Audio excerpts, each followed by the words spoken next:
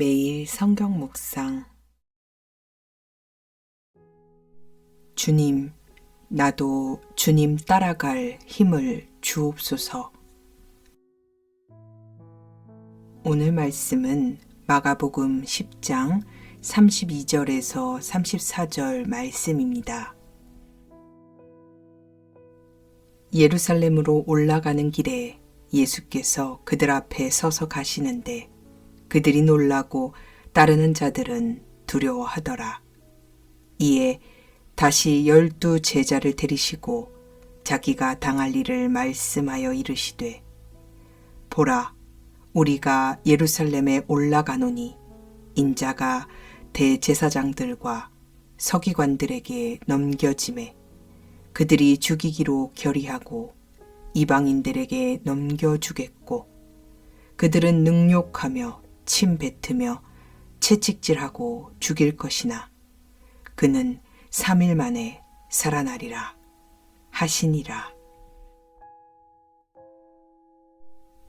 예수님께서는 주는 그리스도이십니다 라는 베드로 사도의 고백 이후에 8장 31절에서 처음으로 자신이 고난을 받고 죽으실 것과 다시 살아나실 것을 말씀하셨습니다.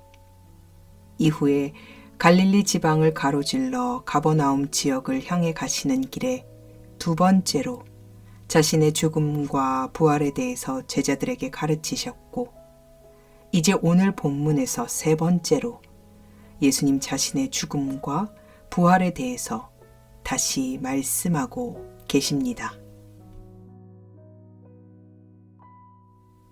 오늘 예루살렘으로 올라가는 길에 예수님과 함께한 무리는 예수님과 늘 함께였던 12 제자와 예수님과 12 제자들을 함께 따르던 무리들, 이렇게 두 부류로 구분됩니다. 마가는 이 두 부류의 반응이 각각 달랐음을 이야기하고 있는데요. 12 제자들은 놀랬고 그들을 따르는 무리들은 두려워했다라고 이야기합니다. 12 제자들은 이전에 적어도 2번 이상 예수님으로부터 십자가의 죽음과 부활에 대해 가르침을 들었기 때문에 예수님께서 예루살렘으로 앞장서서 가시자 놀라움을 금치 못했습니다. 분명히 예수님께서는 자신이 많은 고난을 받고 장로들과 대제사장들과 율법 교사들에게 버림받아 죽임을 당할 것이라고 말씀하셨는데, 그 길을 피하기는커녕 앞장서서 가시고 있는 주님의 모습은 그들로 하여금 놀라움을 금치 못하게 만들었던 것이죠. 12 제자들이 예수님 때문에 놀랬던 것처럼 또 다른 무리가 두려워했던 것 또한 예수님 때문이었습니다. 무리가 지금까지 예수님과 12 제자들과 함께 있으면서 봐왔던, 예수님을 괴롭히고 적대시하던 율법 교사들은 예루살렘으로부터 내려온 사람들이었습니다. 그러니 예수님께서 예루살렘으로 향한다는 것은 그들과의 정면 충돌을 피할 수 없음을 의미했죠. 때문에 예수님과 제자들을 따르던 무리들은 앞으로 무슨 일이 벌어질지도 모른다는 불안감과 두려움에 휩싸일 수밖에 없었던 겁니다. 12 제자들과 자신을 따르는 무리들의 반응과 상관없이 예수님께서는 자신의 12 제자들을 곁에 불러놓고 앞으로 자기에게 닥칠 일들을 그들에게 다시 가르치시기 시작하셨습니다. 예수님께서는 자신이 대제사장들과 율법학자들에게 사형을 선고받고 이방 사람들에게 넘겨질 것이며, 이방 사람들은 자신을 조롱하고 침뱉고 채찍질하고 결국엔 죽일 것이라고 말씀하셨습니다. 그렇지만 사흘 후에는 다시 살아날 것이라고 제자들에게 한 번 더 가르치시고 알려주셨죠. 비록 제자들의 모습을 보면 온전하게 이 모든 것들을 다 깨달아 안 것 같아 보이진 않지만 그럼에도 불구하고 예수님은 계속해서 제자들에게 자신의 죽음과 부활에 대해서 가르치시고 말씀하셨습니다. 주님은 스스로 자신이 어떤 죽음을 맞이할 것인지 잘 알고 계셨습니다. 구약에서 예언된 대로 어떤 고난과 죽음이 자신을 기다리고 있는지 잘 알고 계셨지만 그럼에도 불구하고 주님은 자신의 그 길을 앞장서서 가셨습니다. 이사야는 예수님의 고난과 죽음을 이렇게 예언했습니다. 우리가 들은 것을 누가 믿었느냐? 주님의 능력이 누구에게 나타났느냐? 그는 주님 앞에서 마치 연한 순과 같이 마른 땅에서 나온 싹과 같이 자라서 그에게는 고운 모양도 없고 훌륭한 풍채도 없으니 우리가 보기에 흠모할 만한 아름다운 모습이 없다. 그는 사람들에게 멸시를 받고 버림을 받고 고통을 많이 겪었다. 그는 언제나 병을 앓고 있었다. 사람들이 그에게서 얼굴을 돌렸고 그가 멸시를 받으니 우리도 덩달아 그를 귀하게 여기지 않았다. 그는 실로 우리가 받아야 할 고통을 대신 받고 우리가 겪어야 할 슬픔을 대신 겪었다. 그러나 우리는 그가 징벌을 받아서 하나님에게 맞으며 고난을 받는다고 생각하였다. 그러나 그가 찔린 것은 우리의 허물 때문이고 그가 상처를 받은 것은 우리의 악함 때문이다. 그가 징계를 받음으로써 우리가 평화를 누리고 그가 매를 맞음으로써 우리의 병이 나았다. 우리는 모두 양처럼 길을 잃고 각기 제 갈 길로 흩어졌으나 주님께서 우리 모두의 죄악을 그에게 지우셨다. 그는 굴욕을 당하고 고문을 당하였으나 아무 말도 하지 않았다.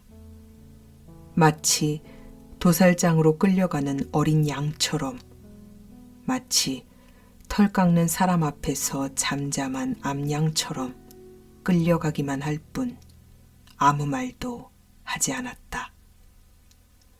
그가 체포되어 유죄 판결을 받았지만 그 세대 사람들 가운데서 어느 누가 그가 사람 사는 땅에서 격리된 것을 보고서 그것이 바로 형벌을 받아야 할 내 백성의 허물 때문이라고 생각하였느냐?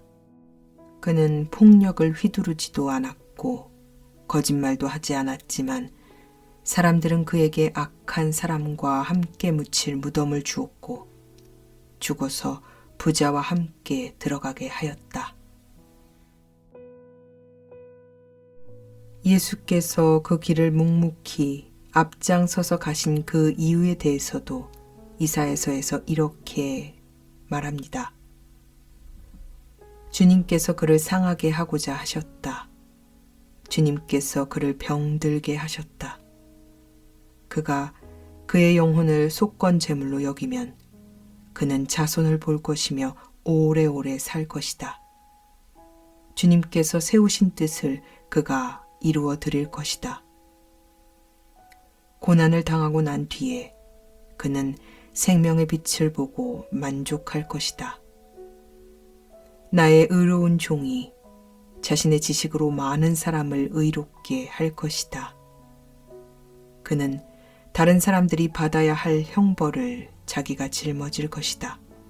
그러므로 나는 그가 존귀한 자들과 함께 자기 몫을 차지하게 하며 강한 자들과 함께 전리품을 나누게 하겠다. 그는 죽는 데까지 자기의 영혼을 서슴없이 내맡기고 남들이 죄인처럼 여기는 것도 마다하지 않았다. 그는 많은 사람의 죄를 대신 짊어졌고 죄 지은 사람들을 살리려고 중재에 나선 것이다. 예수님께서 이런 고난과 고통, 죽음을 마다하지 않고 그 길을 가셨던 이유는 고난과 고통보다 가치 있는 것, 바로 저와 여러분들의 생명 때문이었습니다. 고난과 고통과 신음이 가득한 이 세상에서 우리가 살아가야 할 이유, 우리가 끝나지 않을 고통의 터널을 지나는 것 같은 이 순간을 살아가면서도 견뎌야 할 이유가 바로 여기에 있습니다. 고통의 십자가의 길이라는 것을 알면서도 묵묵히 앞장서서 걸어가셨던 예수의 길. 저와 여러분들은 그 예수 때문에 오늘을 살아갑니다. 그러니 견뎌보십시오. 이를 악물고 버텨내십시오. 주님이 여러분과 함께 가십니다. 당신을 살리기 위해 고난과 고통을 정면 승부하시면서 죽음과 싸워 승리하신 주님이 오늘도 당신과 함께 가십니다. 그러니 놀라지도 말고 두려워하지도 말고 당신 곁에서 당신과 함께 당신 손을 붙들고 계시는 예수님을 바라보십시오. 주님께서는 절대로 당신을 홀로 두지 않으십니다. 예수께서 목숨 바쳐 살려낸 귀하디 귀한 생명, 그 생명이 바로 당신입니다. 사랑하는 아버지 하나님, 내가 어떤 모습이든 어디서 무엇을 하든 주님은 늘 나와 함께 하십니다. 내게 고난이 없기를 바랬습니다. 고통이 없기를 바랬습니다. 왜 나만 이런 일들을 겪고 사느냐고 주님을 수없이 원망도 했습니다. 그런데 주님, 나만 겪는 고난이 아니었습니다. 나 때문에 겪지 않아도 될 고난과 고통을 주님이 겪으셨습니다. 그 주님이 오늘 나와 함께 계시니 주님, 나 오늘을 살겠습니다. 어떤 일이 생겨도 어떤 자리에 있을지라도 오늘을 살아내겠습니다. 주님, 오늘을 살아갈 힘을 주십시오. 오늘을 버티고 견디게 하여 주시옵소서. 나라는 생명이 예수의 생명과 맞바꾼 인생임을 기억하게 하시고 주님을 사랑하게 해 주시옵소서. 나도 주님처럼 묵묵히 내 길을 걸어가게 해 주옵소서. 우리 구주 되신 예수님의 이름으로 간절히 기도드립니다. 아멘.